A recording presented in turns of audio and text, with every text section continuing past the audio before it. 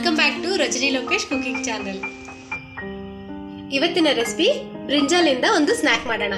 ಬೇಕಾಗಿರೋ ಇಂಗ್ರೀಡಿಯೆಂಟ್ಸ್: ಬದನೆಕಾಯಿ, ಕಡಲೆ ಹಿಟ್ಟು, ಅಕ್ಕಿ ಹಿಟ್ಟು, ಧನಿಯಾ ಪೌಡರ್, ಉಪ್ಪು, ಖಾರದ ಪುಡಿ ಹಾಗೆ ಎಣ್ಣೆ. ಫಸ್ಟ್ ನಾವು ಬದನೆಕಾಯಿನ ಹೀಗೆ ಸ್ಲೈಸ್ ಆಗಿ ಕಟ್ ಮಾಡ್ಕೋಬೇಕು.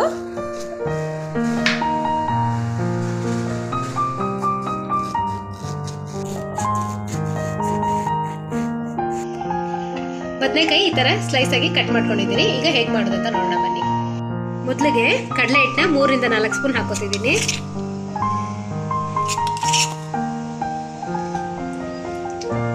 ಒಂದು ಸ್ಪೂನ್ ಅಕ್ಕಿ ಹಿಟ್ಟು ತಗೊಂಡಿದ್ದೀನಿ. ಅರ್ಧ ಸ್ಪೂನ್ ಧನಿಯಾ ಪೌಡರ್, 1 ಸ್ಪೂನ್ ಖಾರದ ಪುಡಿ, ರುಚಿಗೆ ತಕ್ಕಷ್ಟು ಉಪ್ಪು. ಇದನ್ನ ಚೆನ್ನಾಗಿ ಮಿಕ್ಸ್ ಮಾಡ್ಕೊಳ್ಳೋಣ.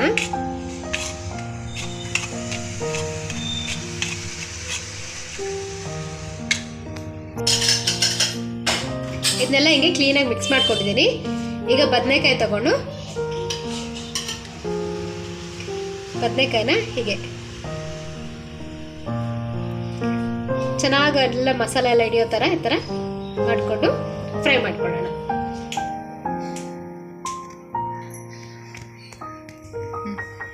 ಬದನೆಕಾಯಿಗೆಲ್ಲ ಈ ಥರ ಮಸಾಲೆ ಹಾಕಿ ಇಟ್ಟಿದ್ದೀನಿ. ಈಗ ಶಾಲೋ ಫ್ರೈ ಮಾಡ್ಕೊಳ್ಳೋಣ. ಒಂದು ತವ ಇಟ್ಕೊಂಡಿದ್ದೀನಿ. ತವ ಬಿಸಿ ಆಗಿದೆ.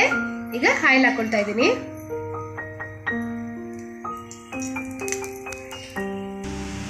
ಈಗ ಬದನೆಕಾಯಿನ ಒಂದೊಂದೇ ಇಟ್ಕೊಳ್ಳೋಣ.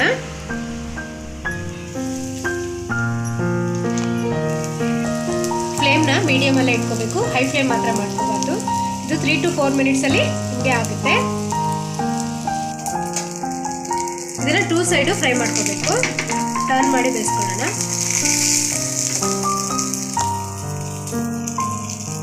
ಬದನೆಕಾಯಿ ನೋಡ್ತಾ ಇರ್ಬೋದು, ಚೆನ್ನಾಗಿ ಫ್ರೈ ಆಗಿದೆ. ಈಗ ತಗೊಳ್ಳೋಣ, ಪ್ಲೇಟ್ಗೆ ಹಾಕೊಳ್ಳೋಣ. ಬ್ರಿಂಜಾಲ್ ತವಾ ಫ್ರೈ ರೆಡಿ ಆಗಿದೆ. ಈ ವಿಡಿಯೋ ನಿಮ್ಗೆ ಇಷ್ಟ ಆಗಿದ್ರೆ ಲೈಕ್ ಮಾಡಿ, ಶೇರ್ ಮಾಡಿ, ಕಮೆಂಟ್ ಮಾಡಿ. ಮರೆದಿರೋ ನನ್ನ ಚಾನಲ್ನ ಸಬ್ಸ್ಕ್ರೈಬ್ ಮಾಡಿ. Thank you for watching.